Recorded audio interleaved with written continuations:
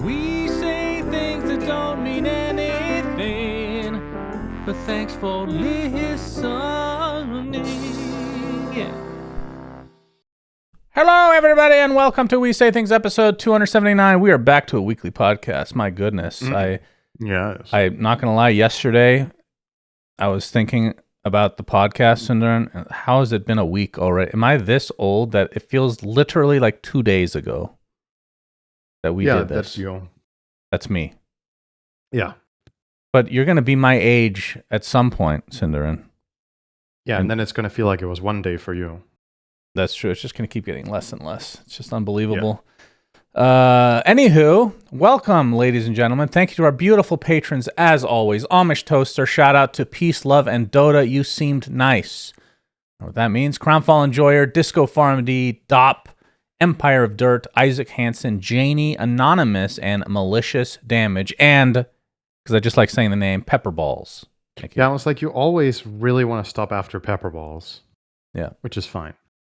And Sun's Nugget Boy, SGGC Daniel, T-Coil, The Megapope, Vlad, Let's Have Puppy on the Podcast, Wagyu Hater, Wooden Aftertaste, and in 1965, astronauts played Jingle Bells in the first orbital concert using a harmonica. Mr. Niebling. Wow. Very That's random. Very advanced song to choose for that. I wonder if they were musically talented, any of them. Unlikely. Very, very unlikely. You know, I always think about at what point will any of our transmissions to the outside galaxy universe, Cinderin, will it ever be reached by intelligent life? And should we be afraid? I actually was reading 3 Body Problem, right? Which we talked about the show. I think the book, because of the translation, it wasn't my favorite, but some concepts were really cool. And the idea of there being a dark forest is what they call it, where you basically want to try to keep yourself hidden as a civilization, because think about it in the future, if we're ultra advanced and we see a transmission come in, by the time we get that, that civilization that sent it is probably as advanced or more than us, if they're even still alive. Mm-hmm. So what you would do as a deterrent is you literally just blow up their planet, because you don't even try to have a conversation or anything like that, because chances are you don't take the chance, really. It's an interesting concept. I thought it was really cool. Anyway, I don't know why we got off on this tangent. Thanks to Mr. Niebling for bringing that one up. Yeah, that's really great. I think, Shannon, that if there is intelligent life, they will not contact us, because as humanity proves year and year after, we're only getting dumber. Oh, we're killing ourselves for sure. They don't have to interfere. We'll do it for them. Yeah, we will do it for them. Why would they spend resources on that? You said if there is another. You think it's really a question of if there's someone else out there? Really? Yeah. You're not convinced? Not necessarily. No. Interesting. I think we've actually talked about this before 150 episodes ago or probably. Something. Let's say logic makes me think there is, but it's obviously not impossible that there isn't. So I don't know. It's kind of close to impossible that there isn't. I don't believe that we've been contacted or anything like that, or anybody's even seen, anything like that. I don't think that's ever happened, but 100%, there's no question there's something out there, If we find bacteria or whatever bullshit on any planet, that means for sure there's intelligent life out there. Probably. Yeah, so just say yes. Yes. So you agree with me? You're afraid to commit. Yes. For some reason. Yes. Okay, sure. Thank you. All right. We're going to start off with some Dota news, surprisingly, Cinderin. So we're not talking about basketball today.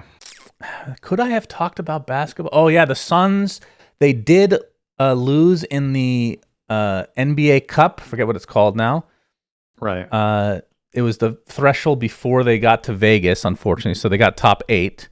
They lost by 50 points. In one game? In one game. That was to like the top dog, right? Yeah, they're that team is 24-1 right now. Who did they lose to? They're on pay. Yeah, they lost to the Portland Trailblazers randomly. They're not particularly that good, but they are on pace to be the best team in the history of basketball, and the way they've set themselves up for years to come, they're going to be probably the best ever. So, yeah, we got absolutely trounced. That's what everybody said about Team Secret, Shannon. Yeah. Just wait. That's a great segue into Puppey, of course. Last week we talked about Estini not being the coach anymore of Paravision, right? We did. We're also going to talk about him again. Yeah. So, but yeah, let's start with Puppey. So Paravision, based on the way it was presented by Estini himself, he left Paravision at least. So Paravision have been looking for a different coach, and they have got Puppey to coach them for Dreamleague Season 27 is what's official. So I don't know if this is, I mean, why would I? Whether this is just something Puppey is trying or something he actually wants to transition into like some other players have in the past, or if he specifically is just trying it for one event to see if he's going to enjoy it, or the team just wants to try it to see if he's the right fit. You know, there's all sorts of speculation about this, but the fact of the matter is he's coaching Paravision for current Dream League, and so far so good. They've won their 2 matches that they've played, but they have the big dog in Falcons as their next match. Did I pick them as a top 3? I feel like I did randomly. We'll get to that later. Okay.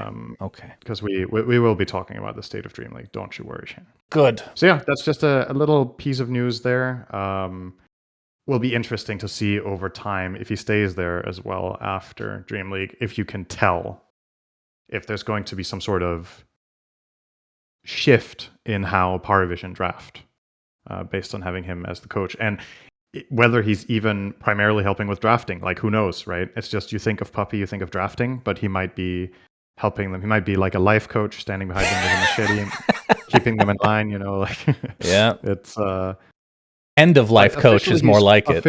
End of life coach. Like, officially he is coach, not analyst, which is a good transition to Estini again, because we were talking about after him leaving Paravision that I personally thought he was going to find a new place to go. And this is not final, but currently he is helping Heroic in Dream League as an analyst. So he's trying that just for this event. And he posted that on his Twitter in, I'm not sure if it's Spanish or Brazilian Portuguese. I actually forgot where he's from. I think it's Spanish, right? Don't know. Let's see. He is from Brazil, so it was probably Brazilian Portuguese. So yeah, he posted, and there was a translation on Reddit by PGZ Nick saying the translation is as follows: "Hey everyone, I'll be with Heroic at this Dream League. It's a temporary analyst role. Given the proximity of the event, I thought it would be cool to work with the Brazilians. I considered head coach roles with other teams, but given the proximity of Dream League, it's impossible to finalize anything contractually in time, so I'll leave it for 2026. So there's 2 things there. It sounds like he has other offers, and it sounds like he wants to prioritize coaching, but we'll see after this. Obviously, maybe he has a really good time. And furthermore, it also sounds like Heroic was not his first choice, right? Yeah. If they were to get him as coach, because then why word it like this? And they already have CAFs. So, yeah. But that's Estini, and obviously also in the wording, pretty much confirms that he wants to continue coaching next year. So we'll see him again for sure. I wonder which team he would be a good fit for. Like, who really needs a coach? Well, let's look at the Blast Slam 5 results and see who really stunk it up, huh? No, the main thing I'm thinking is, like you said, like we talked about last time, Estini is a pretty, he's very... he has a lot of conviction in his ideas. It also comes across in interviews that he has a strong, firm belief in his own ideas and in the ideas that he generates together with his team. That type of personality fits in really well with some teams and probably less with others. He seems like a strong coach, if that makes sense. So I think if you look at the top teams, whether they have a coach or not, I don't think he's going to be an equally good fit for Tundra and Falcons and Liquid, right? Like some of these, he'll be... Obviously, they already have coaches, all 3 of them, as just an example. Yeah, who doesn't have a coach, though? That was what I was thinking, too, is basically most of the top teams, if not all of them, have some sort of coach. I guess Mao's don't. Is that true? But I don't know if I don't know if he would fit well with that team. Immortal Faith. Oh yeah, that's true. What am I saying? Yeah. Oh, the reason sorry, I was looking. I got distracted because I was looking at the Blast Slams, as you already mentioned it, and you were skimming over the teams, and there's a coach listed for all of the teams except Mao's, but that's because they also have a second coach. So you need to open the staff menu to see the 2 coaches they have. Like, nah, this team doesn't. Well, as a matter of fact, you can replace one of the 2, maybe, if you're Steenie. Oh, yeah, possibly. That's true. I mean, Liquid could use a 5th coach, I guess. So you never know. But yeah, top Dota right now, all of the top teams have at least some sort of representation. But again, all the coaches don't fulfill the same role in these teams, right? Some are more draft heavy, and some are more team environment heavy, and some are more replay heavy. Perhaps he could be, let's say for Navi, for example, maybe CY isn't as much of a drafting coach as he is a replay coach. So maybe he could fit in there as an example. Mm-hmm. We'll see. Okay, you brought up Blast Slam, so let's talk. I did. Last we talked about this, we were very far into the tournament. There were 4 teams left. Yandex Falcons and Tundra Mouse. And guess what? There was not a single series that went the distance from that point out. So first, Falcons got kind of smacked by Yandex, which was, I would say, perhaps one of the biggest surprises of that bracket, was that not only did Yandex win, but they 2-0'd them, and the games were like 40 minutes each, which doesn't sound super fast, but against Falcons, games, have a tendency to go a bit later, whether they win or lose. And then you had Tundra 2-0ing Mouse, which I think is more standard, and then whoop-de-doo, the grand finalists of Tundra at Blast Slam are back for the 5th fucking time in a row. And this time against Yandex, they clean sweep them. So a 3-0 finals for Tundra. The games here were longer than Yandex's against Falcons, but Tundra kind of just had control in this series. So that puts us at one of the most ridiculous records that I can actually think of in Dota 2 history now. Blast has had 5 Slam tournaments. Tundra won the last 4 of them, and they got second in the first one. That's a pretty good track record. So they've made 5 grand finals of the same tournament in a row and won 4 of them. The last how 4. many different rosters is that too? Oh, that's a good question. They have changed so many players the last couple of years. I mean, I guess Pure is back now, so this is kind of close to the first one, right? But now they have Ari, so it might be 4. If I had to guess, I would say 4 different rosters, but it could also be 3. But like, regardless, it's a crazy stat line, and it's funny because the pro scene right now, the top teams can take games off of each other any given day, and we're kind of cycling who wins tournaments. There's not one team that wins like 4 lands in a row. It's always seemingly a new team, or the cycle of the same 6. Let's be honest, but for whatever reason, Tundra are really good at this format, which is just interesting to see. But isn't the format different every time? Well, it's the how to say, Slam has single elim playoffs, which has been the same in all of them. Okay. And then it's been a matter of whether they did they've changed this format now with the big group stage where top 2 are seeded far into the tournament, where before it was 4 groups of 4, I think. So you played fewer games to get seeded far. So effectively now you've made like a big group where all teams play each other to try to make that seeding more accurate, which I definitely think it does. But like, in spite of that, Tundra they also smashed this group. It's not like, they're just good for a couple of series and then they get figured out. They went 10-1 in groups. They had to play 11 series, right? Or 11 games. Yep. And then the playoff break. So whatever it is about this, don't know what it is. They're just super good. Congrats to them. I'm hard pressed to think of any other tournament that this has ever happened with. Like, Dreamleague is on installment number 27 now. I don't think any team ever won it more than twice in a row. And what have we had in the past? We used to have Star Ladders and Summits and whatnot. The tournaments with many repeats. Who did they lose to? Valachias has now a repeat champion, I think. So they went 15-1. They lost to BetBoom in the first. Oh, you mean no? This, they lost to Falcons stage? Then. Yeah. Yeah, they lost to Falcons in the groups. That was the only loss they had. And Falcons also only had 1 loss in groups, which was against Cult Bros, who got 11th. Yeah, makes sense. Yep. It's just funny how that happens sometimes. But yeah, that's just a crazy stat line, and that is Slam concluded. So Blast is done with Dota for this year. Obviously, this was their final tournament before they return next year. Now, who's not done, Shannon, we've already done predictions for this, is ESL with Dreamleague. And let me just remind you of what our predictions are so we can have a little bit of fun with this. Okay. So this is the huge Swiss with 24 teams where 8 advance.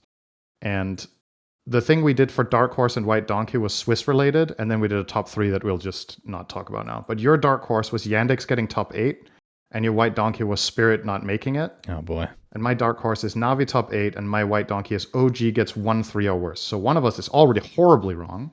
Guess who that is? Couldn't be me, could it? That's right. It's me again. Wait, you said somebody would be 1 and 3? Sorry, I missed the last one.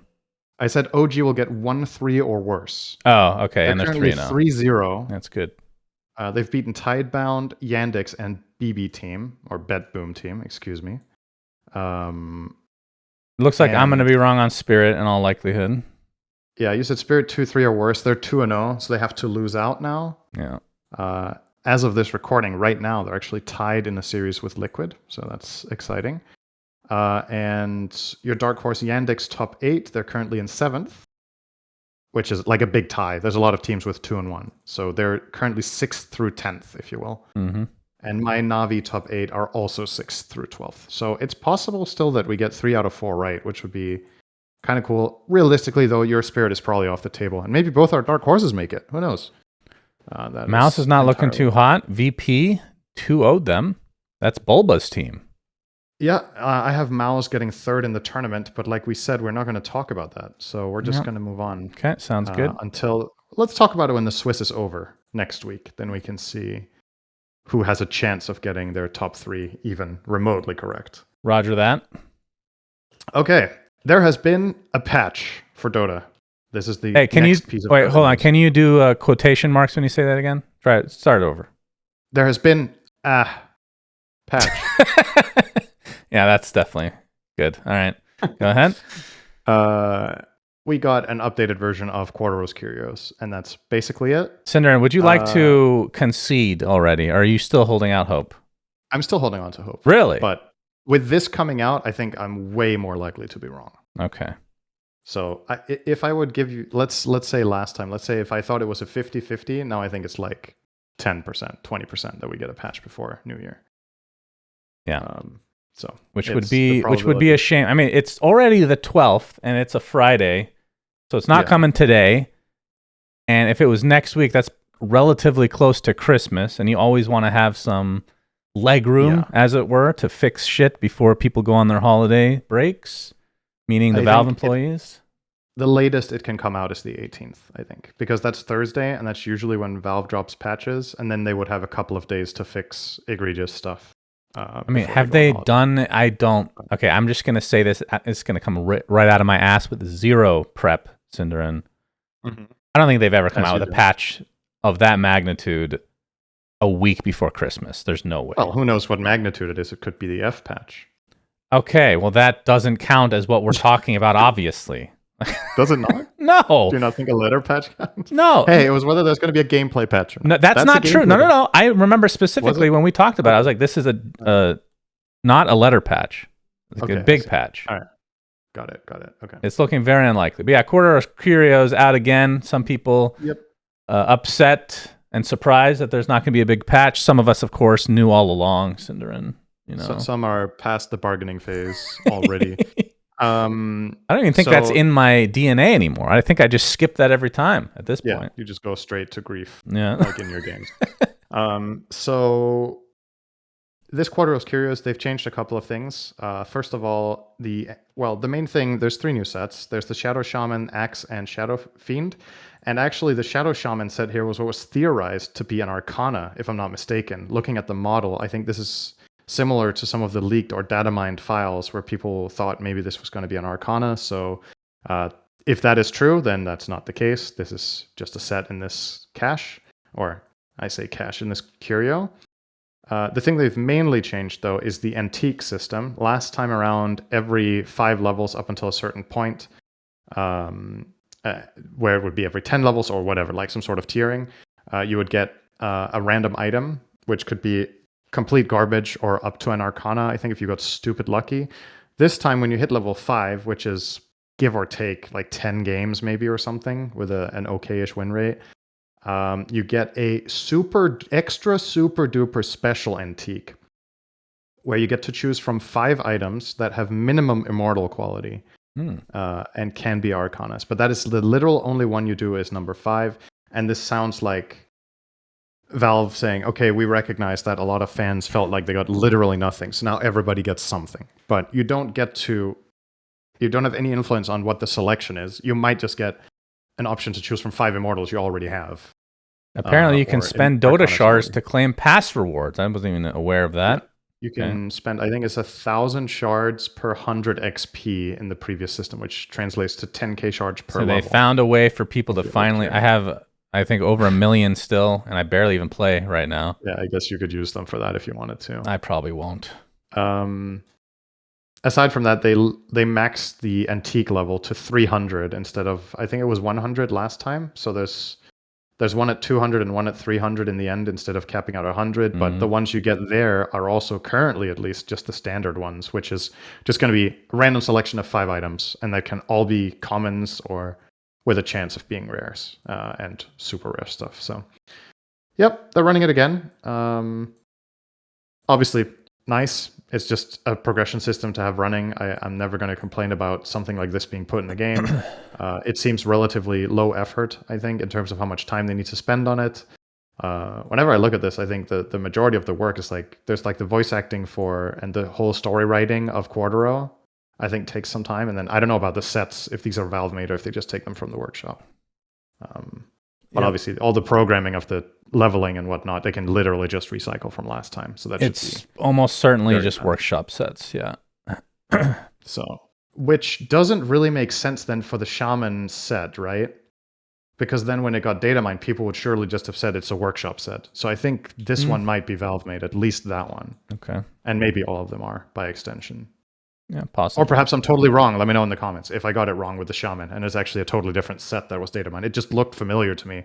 This Beetle Shaman I thought was the one that was being teased as a potential Arcana by the community, but we always love to get each other excited. For no reason. Okay. Something to be really excited about though, Cinderin, is the Bard Frogling. That's right. This is actually newsworthy. That's the state that we're God, when I saw this on the outline, I'm like, fucking shit, dude. There's nothing. Go ahead. He's cute, though, I will say. He is cute. So there's a new thing that has been put in the game now. You can spawn this in demo mode. This is called Bard the Frogling, and there's a command to spawn. I think it's dash create hero. I'm saying that for the audio listeners in case they want to play around with it. Dash create hero NPC _ Dota _ Frogling _ event. That event. Spawn it in demo mode. And the event line is what has me a little bit intrigued and maybe confused here, because what was talked about a couple of months ago was that Bard Frog was going to be the new hero, because there had been some stuff teased about Bard Frog. People had found stuff in the files or whatever. Now this little Frogling. This thingy is as small as like the armadillo pet that you could have followed you in the past, or kind of like a Poogie. So the question is this actually going to become a hero, or does the Bard hero have these Froglings as an ability? Or was everything wrong altogether, and this is just going to be a companion pet similar to the Poogie? Or some completely other thing? Is it going to be an asset in an event? Like the whole _ event thing makes it sound like this is tied to something on the back end that they have planned. It's funny that they come out with these new things in Dota and they just never expand on it. Like the armadillo. That was, is that 10 years? Like, it's so long ago. And I notice it all the time because I play fucking Centaur every single day. Mm-hmm. This looks like another one to me. Is it finally going to be version 2? Yeah, he's cute. I like him. If they put in the armadillo and they don't like the way it interacts with the game, I don't mind them trying something and then saying this wasn't cool. I think that's completely okay and should be a part of every game's development. It's just, if you have an idea, run it. If it's bad, don't do it. You know, I don't have a problem with that. It's entirely possible that part of the reason they axed the armadillo idea was that maybe it was giving them too much trouble with hero tracking in game, fog of war issues, Because you remember, right, when it came out, it was giving away the position of invisible heroes, for example. Then they had to fix that. Then there was some issue with people being around corners in fog, but then the creature was still barely showing. And obviously, yes, you can just program your way out of this, but maybe there's like, if the community reception wasn't even good to begin with, is this worth that's fair. having to fix an update, right? If it's just whatever. I mean, they are very minimal effort, though. I feel like they're super small, need minimal animations, and if you've already coded everything to like be fixed with Fog of War, I don't know. Yeah, you'd think so. I mean, to me, this looks like another companion, but the fact that it has the word event, I don't know if that means anything. Do you think Bard Frog is going to be a hero now, or do you think it's this? I hope it's a hero. God, I wish there were 20 heroes a year, Cinder, and you know me. That's crazy. As a game designer, like from a Valve perspective, that has to be, surely that's the most fun thing to do. I mean, that's what they're doing at Deadlock, really. Boy, do I have the League of Legends 5 years ago for you. Well, when I say 20 a hero, they were printing a hero every 2 weeks. Yeah, when I say 20 a year, obviously I'm exaggerating, but I'm just saying from a game design perspective, this is why a lot of people are working on Deadlock as opposed to Dota. It's not just because it's the new thing, but part of being the new thing is creating new heroes. And if you feel like you're not going to be doing that as often in Dota, you can just, you can translate heroes from Dota to Deadlock. Like it's not even that different in terms of design. Like you have, but there's a hero in Deadlock that has a puck ability with a Veno ult, like the jaunt from Puck and the old Veno ult pulse Poison Nova. Yeah. And they've recycled a ton of abilities like Black Hole and whatnot. So yeah, that's the most fun thing, I think. So it makes sense why they want to work on Deadlock. And as usual, also with Valve's company structure and the well-documented bonus system that they have where they do like internal reviews of the value people have to the company and have like a bonus system based on putting new shit in the game. Unfortunately, basically you're incentivized to not do maintenance, right? And we're not, like, depending on how you look at it, is a new patch for Dota maintenance or is it new shit? Because, like, if you put in some new concepts or you put in a new, let's say the patch with the Tormentor and the bigger map or whatever, that's new stuff. But every letter patch or even a lot of the new number patches aren't necessarily lots of new content, but a lot of tweaks and rebalancing and effectively, maintenance really on a game that is stalling out. Yeah. It's in maintenance. The company itself sees as valuable is new cool shit and the next new game or the next new tech or whatever, then obviously people will gravitate towards that. Just as, like you said, it's also more fun to work with more creative freedom. And I suppose to, in a way, Dota is a bit constricting at that point now because it's so defined. I'm going to disagree slightly. I think there's still so much room for, and we've talked about this before, there's so much room for more heroes in Dota in terms of things that they haven't tried yet, things that would be very popular, have been very popular in other games like Han. And I think, like, if it was me, obviously I'm super biased because I like Dota more than Deadlock, but if I was a game designer in Valve, it would be more of a challenge to make something in Dota because there's so many other heroes you have to compete with. I think that's what makes the whole process fun. Is it's almost like this competition. You're competing with all these past heroes that have been made and been established, and then you come out with Kez. I'm sure it was really disappointing. Maybe that's what happened. They sat down. They spent like a year developing Kez, and then they had a meeting, and they were like, "This isn't worth it." That was what we fucking made. I think Kez. So I've been very patient, and I don't know if you've known. I feel like I'm the only person that has criticized Valve historically from a talent perspective. I mean, is that even true? I feel like I'm just always that guy, and it's annoying. Like I'm annoying myself sometimes being that guy. So I've been very patient when they came out with that post saying that they would be coming out with more balanced patches because there's no battle pass. They brought the Curio thing the Quartero thing, that they released. Like this won't affect events. I'm still being patient, Cinderin. Was Crownfall before or after that post? I don't remember, but Crownfall was still like 2 years ago, right? Yeah. So at what point? God, how do I put this? the game is definitely maintenance mode. And I understand why to some respect because people want to work on Deadlock. But they are truly min-maxing it. They're trying to figure out like what is the most minimal effort we can put in that's okay. And Quartero apparently is a jackpot for them because player numbers are great and they don't have to do much. Isn't that crazy? That's actually crazy to me. I mean, they did get lucky that this patch was really good. Like it's had longevity for sure, and I can definitely it has. But there's also a little bit of a question mark attached to the player count because I saw a couple of posts about this. Like Dota has 600,000 concurrent players or whatever it was, which is the highest since 2016 or whatever. But then if you go into the arcade, there were like, was it almost 200,000 people in the arcade out of that 600K, which is not humans. Okay, there's just no way. Yeah, like these are largely heavily botted lobbies to try to draw attention to specific custom games, to draw the players that are playing in the arcade into those games to then sell stuff. I should just move to another country and start a custom game again. I can finally make money in Dota. Yeah, I mean the fact that's just so I don't know. That's pretty fucked up. that happened to you. I'm still sorry. I'm very bitter, Cinderin. I've become a bitter old man. You're bitter already, so then when something actually happens to you, you'd be really bitter. Yeah.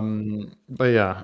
So about the player numbers and whatnot. Yeah, I don't know. Like I actually don't know the true state of the game because it's like, let's say we compare the current player numbers to a year ago, and whether they're higher or lower doesn't really mean anything to me unless I can have in that snapshot how many people were playing literal Dota and how many people were in the arcade. Because like otherwise the stats are meaningless, and obviously Valve know this, so internally they should be fully on top of what's going on, whether the patch is successful in that scope and whether the right people that they want to play are playing, etc.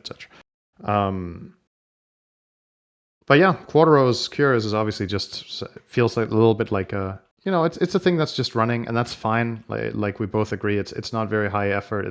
Doesn't take a lot of resources. If they're mainly working on something else and then that thing eventually finishes or reaches a different state where people come back to Dota, that would be interesting. Because I think what they didn't say in the post, correct me if I'm wrong here, when they said there were going to be more regular updates, they didn't say when. What do you mean they didn't say when? Maybe they meant there's going to be more regular updates starting 2026. Maybe they were talking about Deadlock. We didn't read into it. We're done with the Battle Pass, guys, but there's going to be regular updates to Team Fortress 2 now. Yeah, I think to me, like the Monster Hunter thing is a more intricate version of Quartero. It's the same thing, though. It's doing the same thing. It's trying to incentivize you to play, and you get stuff for playing. It's literally just progression. It's not an event. I don't consider it an event at all. No, I agree. When we did our tier list, Crownfall, we didn't list, which that one I can understand, like being on the fence about being an event. I think that one probably we could have considered an event. It was just a little, it's more unique, I guess. It's not like a single entity thing, because there's a lot of mini games. But like current thing is not an event. It's a lot of people. I think most people like it, which is great. But I miss PvE, man. I miss that shit. Yeah. Just wait for the Frogbard _ event to kick in. Well, he does look happy, so maybe there's something there. His tongue looks like a heart, actually, now that I look at it. Really? Very cute. Oh, kind of, yeah. That's true. That can't be a coincidence. No, definitely not. Can you enhance? Can you zoom in? Oh, it says I love Deadlock. Oh, whatever. Yeah, maybe this is a new hero in Deadlock, and again, we're just getting it confused. Hilarious. They just copy-pasted into the wrong game. Yeah. All right, anyway, speaking of Valve, Cinderin, they made a very interesting change recently. They have banned skin gambling, case opening sites from jerseys and events in their tournament agreement thing, which in part is to, based on some of the comments and this article, kind of saving their own ass in terms of like legal stuff. But if we look past that, I mean, this is just good, isn't it? And it started a whole discussion about how, first of all, this is not gambling in general. This is specifically stuff relating to skins, which is definitely a start because we've talked about how stuff, yeah. And I don't know how many teams this actually affects in the CS2 scene, but obviously skins and the skin gambling is huge in general. But from the esports perspective, I'm not sure how much impact it has. If you remember I think it was last year, we talked about this on the podcast, the Counter-Strike major in Counter-Strike. Well, let's try that again. The CS major in Copenhagen that I was at with a couple of friends, where somebody stormed the stage and knocked over the trophy. Do you remember that? Yeah. I think that was largely motivated by, if I remember correctly, that was a skin betting site controversy with one of the teams being sponsored by it, and there were like agents in that that had like different motivations for whatever it was. It's been a while now, and there's been multiple steps to this with Valve, step by step, kind of cease and desisting some of the sites in the past, and then some things get to stay and some don't. This just feels like very standardized, okay? Like, but it doesn't say the sites can't run, right? That's the thing. They're not shutting down the sites. They're shutting down the advertisement on them, on jerseys. Yeah. So they're not trying to completely shut down the industry, as it seems, with the whole skin betting thing. Maybe I don't know if this is something that's within their power to do technically, if they, as the owner of the game IP, if they can completely decide to, if they want to shut down that market entirely. Do you know if they would be able to do that legally? I don't see why not. Maybe they would. Like, let's say they want to just stop gambling in general. They could do that easily. What's the difference? Because all these tournament organizers, the tournament organizers have to abide by whatever the contract is that Valve is sending out, right? And I think it's actually open for everybody to read. So if they change that, they have to abide. Pretty simple. I guess what I was thinking of was the current implementation of how it works in the game. If that stays and Valve changes nothing in the game, are they technically able to nuke everything outside the game while changing nothing in the game? Oh, I see. And we think they are. If they wanted to, they could probably shut this all down legally, right? But it's probably a bigger headache than just that, flicking a switch. But anyway, they're removing this from the events. And I think a big part of this is, if I had to guess, like you talked about legality, you can't enforce the age of the audience at tournaments. So there's no way of monitoring and making sure that within the legal boundaries of the, the country that it's being run in, that everybody in attendance is of legal age to use those services and those sites. So if there's someone in the audience who's 10 years old and in there with his dad, and there's teams that are sponsored by gambling sites or skin gambling or whatever, that's always the problem I have with stuff like this, is regulation, right? Yeah. Is how do you control this in such a way that it's one thing that, gambling for a lot of people is very bad, right? Like getting into addictive situations and whatnot. But the biggest problem of all is regulating it to make sure that it is at least something that is being made. It is a decision that is being made by people that are even legally allowed to. That has been, I think that's what Valve got the most flack for publicly as well, regarding the whole CS skin gambling scene. Was I think you would agree with this, right? Whenever you heard about it, the main story was it's advertising gambling to children. That's always the news angle on it. Is that people are under 18 or under 21, wherever you're from, that just get sucked into this when they're way more impressionable. So, so maybe this is a step in the right direction. Yeah, it's something. But I want to talk about this as well. Why not shut the sites down, though? That's the thing. If you're starting to go in that direction, right? If you're this is effectively recognizing that having these skin gambling sites advertising at tournaments is bad. Then you're also equally saying that, okay, what is going on here is dangerous because it's not regulated to the audience that watches these tournaments in person or when it's streamed. But wouldn't they also find them through other avenues? Are there the right checks and balances on these sites? Do they have like age? I think part of the problem is that you can just make an account, right? You don't need to any proof of your age, for example, unlike, So- let's say, a lot of... I'm sure there's some good actors in the scene when it comes to some of this stuff, but obviously there's a lot of bad ones. And my guess in this is similar to the custom game scene in Dota, which I got fucked over for. It's easier to go after people that are NA as opposed to these random ass countries where you don't know exactly where they even are. Like, you can't just shut down the entire API to deal with it. You have to deal with them on a case by case basis. And they did for Dota by dealing with one entity, which was us, and everybody else just, gets their free bots and shit in the game. And it's not, the thing is, like, I can understand still. I'm bitter about it, but I can still understand why that is a thing. It's just obviously annoying for me.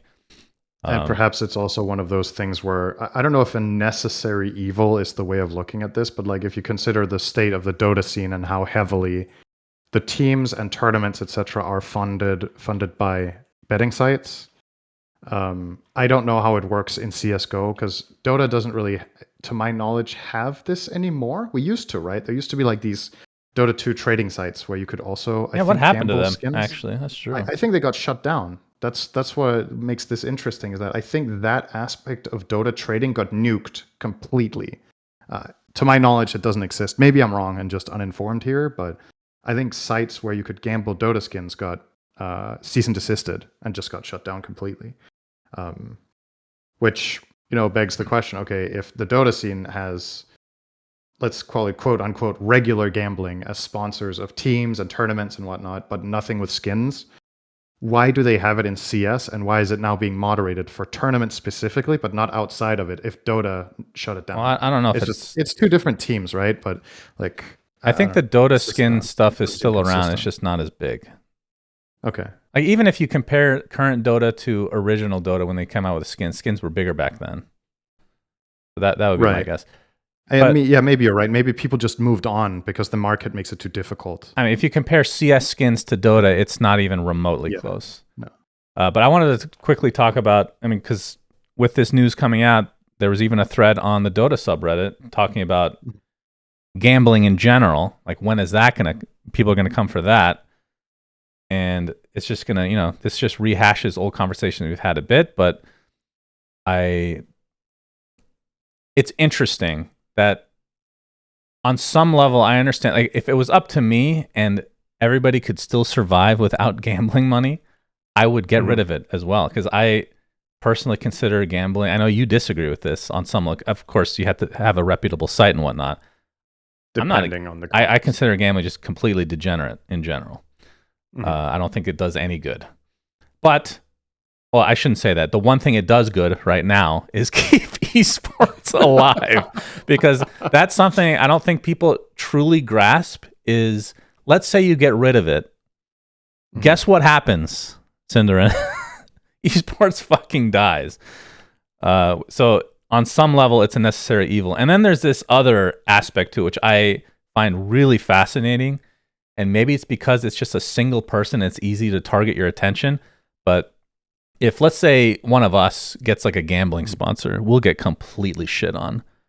Which, that's actually a perfectly reasonable response, as long as you keep that energy for the players on the pro teams, and the tournament organizer are also doing that and have been doing that more so, and we're getting more out of it than the individuals. Right. So I find that to be the most hypocritical thing about it. But in general, I can understand, I think there's something to, there's probably something about the perception of how closely affiliated you are with a sponsor based on whether it's a personal stream / you being a brand ambassador versus you are playing for an org and it's on your jersey. That there's like a different, you could argue, and that at least I think the perception is different for that reason. Then we can discuss whether that's fair or not or makes any sense. But if you're an individual person that is endorsing a product on your stream versus somebody who has it on their jersey for a team that they're playing for, is your level of involvement the same? Yeah, even if you're benefiting equally, right? That's why I mentioned that it's easier to target the person because they're a sole entity in this case. Well, like you could argue that, well, if you're benefiting equally from it and both are advertising it, what's the fucking difference, right? But like, yeah, I would argue that as well. Now, and this is bigger than esports though, because traditional sports are going real ham on betting as well, and it's getting out of hand to where we talked about in the NBA. There's already controversy, and people are going to get banned for life soon for rigging games and whatnot. Like this just incentivizes the 3-2-2 type behavior, and there's not an easy solution because if you get rid of betting, you lose esports. If you don't, then you get all this bullshit you have to deal with. You know? Yeah, this is the problem with something like this, because I think, how to say, when you just presented the whole gambling / betting thing and how you see it, you just see it as a degenerate thing. Like when, let's say, for example, you and I do a fun side bet on our podcast about who we think is going to win a tournament and we're betting a dinner. Mm-hmm. I think the concept of wagering something against someone and taking a risk and one of you is going to be right or wrong and you make it a bet like that, I think that's fun. Like I enjoy that. And I think that's the part of betting that's good, is getting invested into something or taking a risk and knowing what the risks are. The problem is it's inherently a system and something that works in a way that's extremely exploitable and where people are extremely vulnerable. So how do I phrase this? Like conceptually, I think gambling and betting is fun and can be a good thing. But in reality, the way it gets implemented and the way people interact with it, it's just a very predatory system and a very... Yeah, and the predatory is the main... So like if we bet something like we have, we're setting the rules, right? It's up to us, and it's our judgment call whether it's in our favor or not, as opposed to doing any of this actual betting. Like you go to a casino, it's what? It's in the odds of the house every time, right? If you go the house always wins. If you go to these gambling sites, skin sites or whatever, you don't even know what the odds are. Like that's less regulated than even like fucking Vegas, right? That's the biggest problem in all of this, honestly, aside from the whole advertising to minors and whatnot when it comes to gambling. That's what I'm talking about with regulation. A lot of these sites, there's like, it's a question mark whether, what are the terms for withdrawal if you win? How do you get your money out? How much do you need to play in order to be able to withdraw? Who's checking the odds? Like, how is this, like, all of these questions about regulation and whatnot are just, it's such a gray area that unless you really know the site and that it can be trusted, any news site that comes out, whether it's quote unquote regular or crypto or whatnot, it just feels like at any point it could just be a fucking rug pull, right? Because who knows what the regulations are in whatever country it is officially located in, which is probably not where it's operating out of, right? They just have an address there, some of them, right? Just to be able to exploit certain loopholes in regular or in local regulations and lawmaking. So yeah, that's the problem here, and why this is so fucking difficult to structure and to handle is there's just so many checks and balances that, let's say, regular casinos, like you said, or whatever, have to actually go through with local regulation. That you're kind of right? This is like it's like, in a way, it's way worse. Yeah. So it's a weird world we live in. Champion a lot more regulation. That's what I wish we had. If we have to have this to the extent that we do, so be it. But I would really, really wish that there was a lot more consumer protection than what we seemingly have. Agreed. So. Okay, before we move on, can you check your messages real quick, Cinderin? Just want to double check on something. Okay. Yeah. Okay, so moving on then? Yeah. All right. Next up, very important for Arizonans and those in the Southwest, Cinderin, Michelin is coming finally to Arizona, Nevada, New Mexico, and Utah. Okay. So I'm trying to remember where this has been. It's, I think, in DC, California, New York, Texas, maybe Washington? And is that it, maybe? Okay. You tell me. I might be missing a couple. Apparently it's Philadelphia and Boston as well. The bigger question, Shannon, is who in Arizona deserves a star? That's the question. That's going to be the interesting thing. So where have you been? Because, I mean, you've tried a couple. What have we been to together? The one in Germany, which you didn't like, and I thought was kind of meh, honestly, for having a star. It was all right. Then we were at the steakhouse in Singapore, which we both thought was very good. Yeah. That's it, right? So together, there's one. I'm not saying that I've tried every fancy place, because that's definitely not the case. There is one place in particular that we really like. It's called Mastro's. It has you've told my about this. personal favorite steak and dessert of all time. It's funny because I was talking to BSJ because he used to live here. Yeah. And he was mentioning, oh man, I went to this. It was the first time I remember back when I was a kid. And by kid, I mean like 5 years ago. Had this really fancy dinner for the first time. And we got this crazy dessert. I took one bite of it. It was the best dessert I ever had. And then I got a call and I had to step out. And when I got back in, my party had eaten the whole thing. I was really sad. And I'm like, oh, what was the dessert? He's like, describe what it was. I'm like, wait, are you talking about Mastro's? He's like, yes. I'm like, holy shit, it's the same place. That's crazy. So we'll see if that one gets a star. There's also a place that we have not tried that we're going to try before this Michelin stuff goes into effect. It's, what's the name? It's Blanco something. It's a pizzeria that's supposed to be the best pizza in Arizona.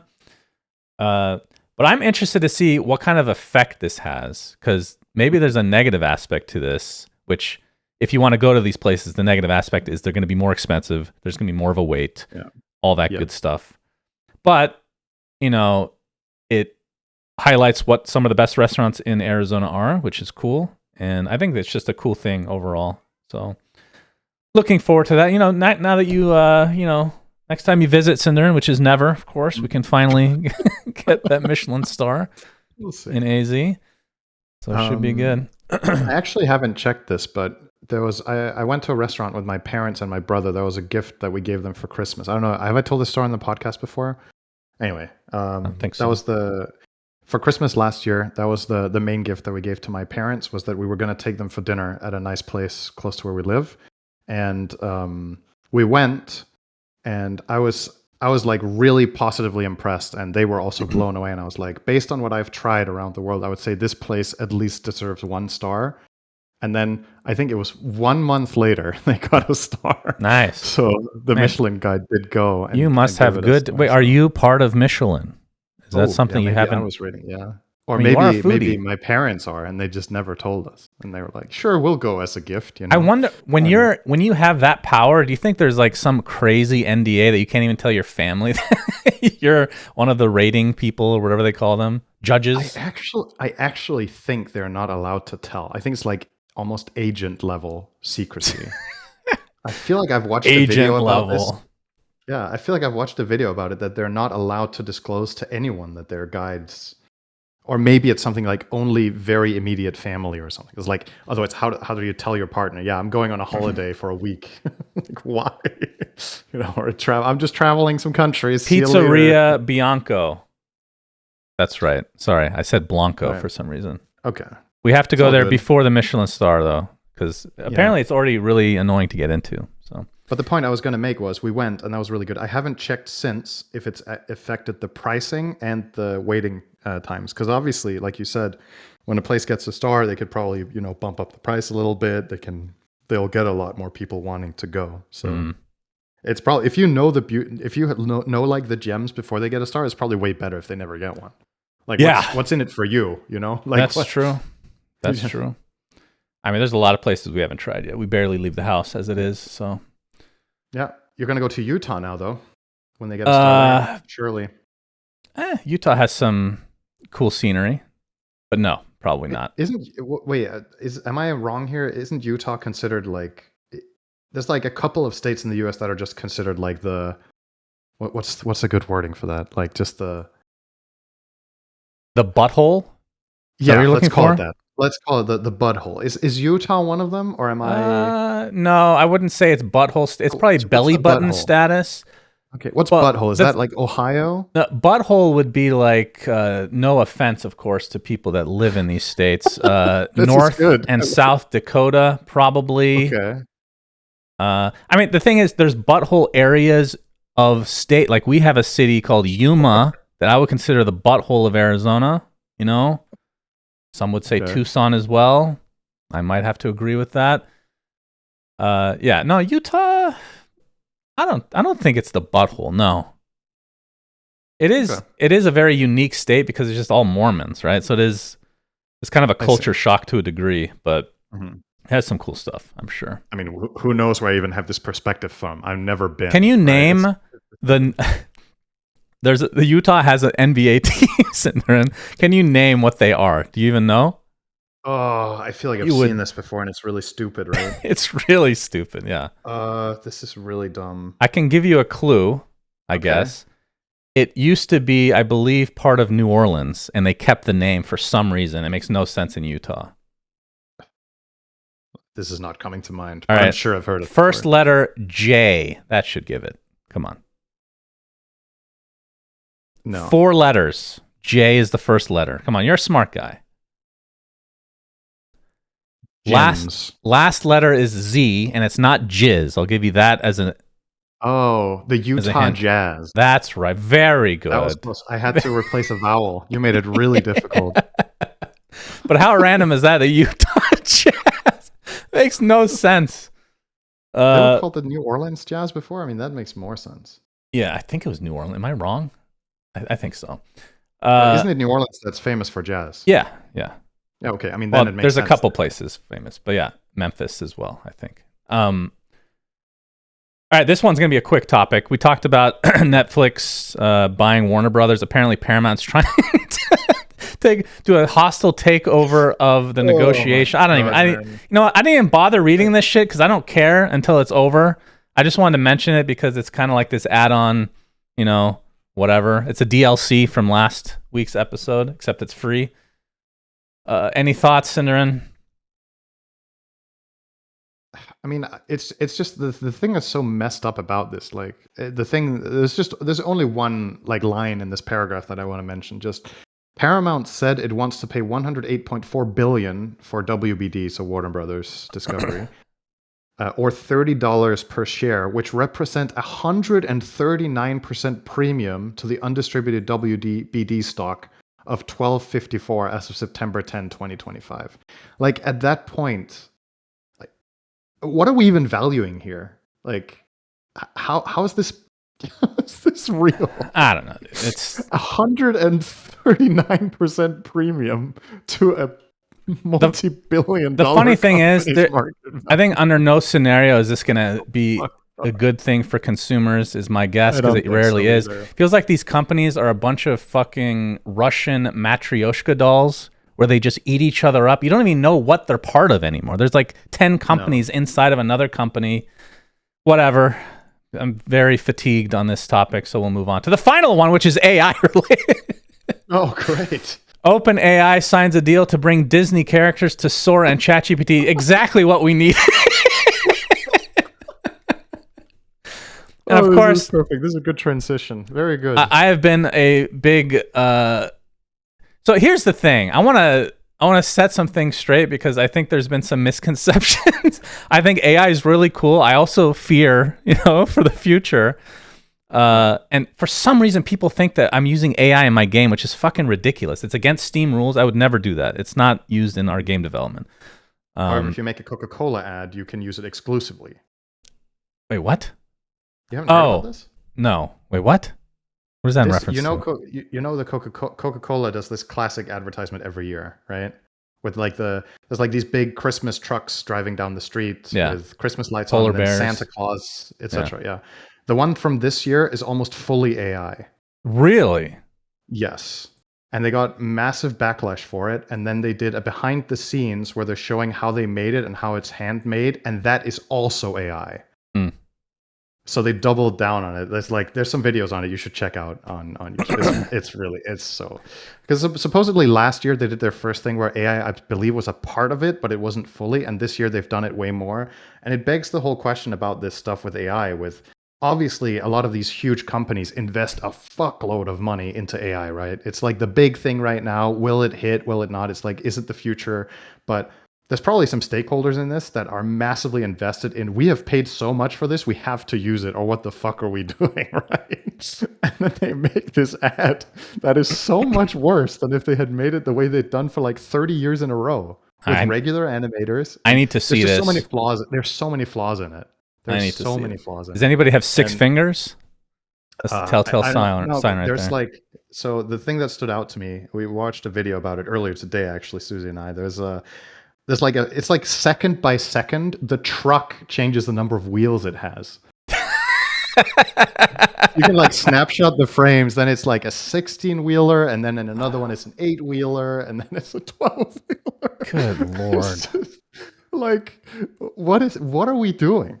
Okay, And so I'm with you. I think we're somewhat aligned here. I think the difference in perspective for AI for you and me is I think you're more optimistic about it in general, but I think we both admire some of the potential the technology has. I'm just way more cynical about how it's going to be used and whether I I'm think it's going to be coming. I'm positive. coming back down a bit, Sindren. I'm not gonna lie. All right. So, what was it, like a year or however long ago? We talked about Sora, which is like the video creation bullshit, and I thought it was really cool. I literally haven't used it since. I don't even know what you would use it for, but apparently it's for Coca-Cola commercials. So, I mean, I think I said at the time as well. I agreed with you. There's no real upside to people using this other than for like just pure brain rot. ChatGPT, on the other hand, I think can be very helpful, and I use it for a lot of things, just like creative process, basically. And I find it, I use it as Google in some cases, but of course, just like Google, you need to check your sources. You don't just take the AI's word for it. I mean, the thing about AI or the ChatGPT that people get hung up on is that it's confidently incorrect, and it's saying things as if it's a fact. And as long as you know that, then it's a fucking amazing tool. It's truly incredible. Major disclaimer that it says on every search. That it literally says it on there. Yeah, exactly. Okay, that's good. For those purposes, as long as you're checking your sources, then it's incredible. All this other stuff, like the fact that you can, like, why is this a thing? Mickey Mouse, Luke Skywalker, what? Why? They're spending all this money that they have made for this? Seriously? All right, let's do our next prediction, Shannon. We like doing predictions about when the patch comes out. Where do you think AI is in 2030? Do you think it's going to be big, or do you think it's going to fully fucking burst, or somewhere in between? Like, do you actually think it's going to make a... Because that's one of the discussions, right? Is this just a bubble, and then eventually it turns out that all of the money and all of the effort gone into this is like largely not worth it? I don't think it's a bubble. Like, it's obviously this is not even remotely the same. This is not... I don't think it's a fad like 3D TVs or VR or anything like that. This feels world changing. And the fact that, when did ChatGPT come out? It's been like 3 years. I don't know how long. That's a very few amount of years for the amount of progress that they've had in building some of the tools that they've made, most of which are completely useless to the regular person, of course. But no, this is crazy how fast things are going. Do you think we're going to have stronger regulation? I mean, it depends. Like current administration, absolutely not. For the U.S. at least. I mean, that goes without saying. I mean, this is probably like, this is going to be, I'm assuming country by country, probably, that there's going to be different regulation, right? But my biggest concern with this is what we're already seeing is like the potential of a technology that can make certain things, except Coca-Cola commercials, evidently, so believable and so natural in a lot of situations, is the whole ability to just twist narratives and effectively just turn lies into truth, right? That has always been the two biggest issues for me are you going to be able to twist a narrative so much that it appears true and there's almost no way to fact check whether it actually happened or didn't? So video can just be generated that depicts whatever agenda you have, and consent about how things get used. Like if you made something you're proud of and it becomes part of something like that, and you don't have ownership over it, and you don't have any influence on whether your stuff gets used in training or whatever. The thing about this that's kind of interesting is the checks and balances that you're talking about from country to country. That's the scary part, because there's always going to be a country, the US is currently the one, that will have basically no rules when it comes to this, because they're making money. It's a capitalistic thing. This is the slippery slope of the capitalism mindset, which, I like capitalism personally, but it feels like there needs to be a threshold that you shouldn't go past. I think we're past that point, probably. I see. And AI is, it's, I don't know, man. This is weird. Like we talk about the biggest changes in our lifetime in terms of technology. It's like the personal computer, the internet, like that changed everything. And that's what? Right. That's been 30 years of it being relatively mainstream, I would say, roughly. And how long has this been mainstream? Like 2? Few years, and Yeah. I don't know. I think this is gonna maybe have a bigger impact, as crazy as that is to say. Whether it's gonna be used in a proper way and whatnot, I don't know. It's tough to say. Probably not, but will there be enough good that comes out of it that offsets the bad is really what it comes down to. Who knows? I think just like with the internet, it's going to be, that's the other thing is like you can have an ideology about how you regulate stuff like this. How do you actually implement it? Yeah. Well, you can make certain things illegal. That doesn't mean that there isn't going to be a way to do them, right? With this, once the technology is out there, I think there's plenty of stuff that's illegal on the internet that's still there. The thing that's the scariest about this for me is how it affects the younger generation, because I get lectures from Nikki, not lectures, but Nikki complains all the time about the, like what are they even called? Gen X? I don't even know what the gens are called.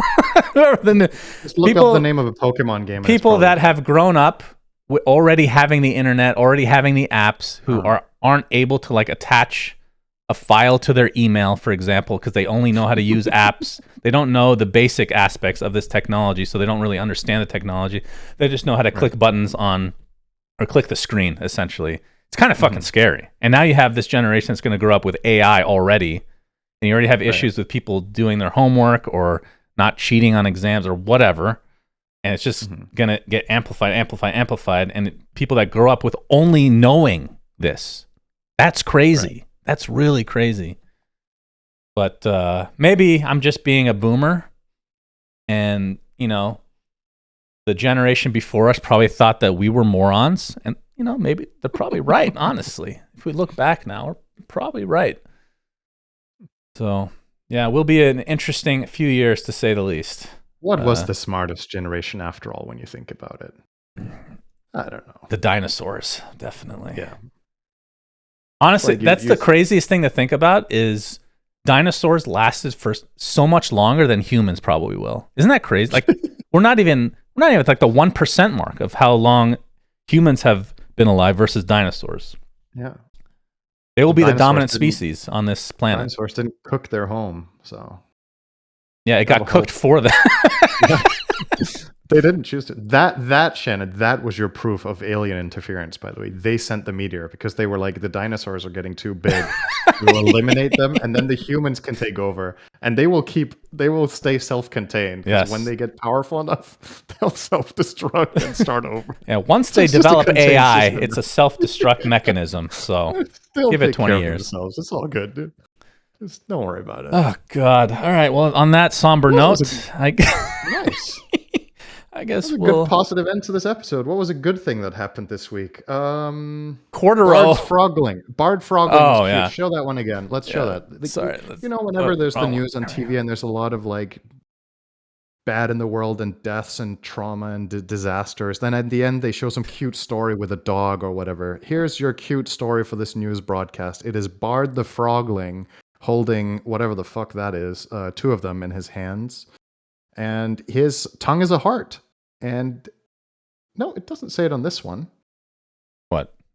This one says, I love AI. Okay. This was AI generated.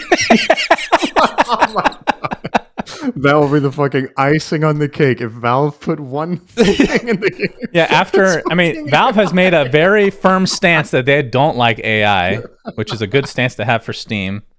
And then that would be the most ironic thing. Yeah. Oh, that would be fucking gold. All right, everybody. Sorry to depress you on this Friday, but we'll be back to depress you next week. So until next time, Suns fan Cinnamon signing out. Peace. Bye-bye. We say things that don't mean anything. Subscribe.